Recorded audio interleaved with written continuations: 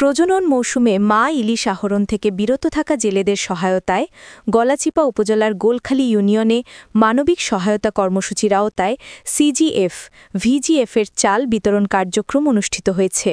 পটুয়াখালী থেকে নাসির উদ্দিনের প্রতিবেদনে দেখুন বিস্তারিত। মঙ্গলবার ২১ অক্টোবর সকাল থেকে ইউনিয়নের ৯টি ওয়ার্ডের ১,২৯০ জন নিবন্ধিত জেলের মাঝে জনপ্রতি ২৫ কেজি করে মোট ৩২ টন ২৫০ কেজি চাল বিতরণ করা হয়।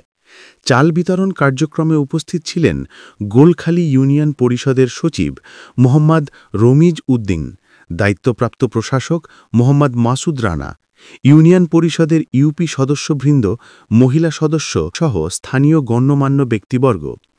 আজকে কি চাল দিতেছেন? মৎস্য ভিজিএফ। কত কেজি করে? 25 কেজি। কয়জনের মাঝে দেবেন গোলখালী ইউনিয়নে? 1290 জন।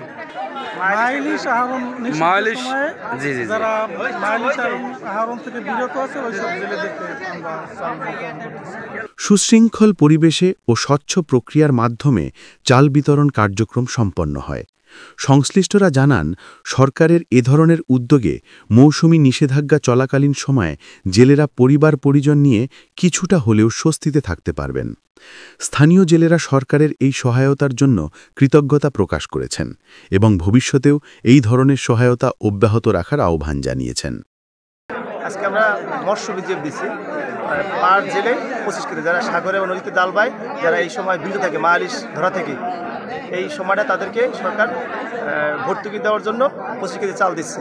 আর এবছর কোনো খরচ দেওয়া হচ্ছে না, আমাদের ইউনিয়নের নির্দেশ কোনো খরচ নেওয়া যাবে না, তাই আমরা কারো কাছ থেকে কোনো ক্যারিং খরচা নেওয়া হচ্ছে না। আর সঠিক এবং সুষ্ঠুভাবে জেলেদের কার্ড এবং আইডি কার্ড মিলিয়ে তারপর চাল দেওয়া হচ্ছে।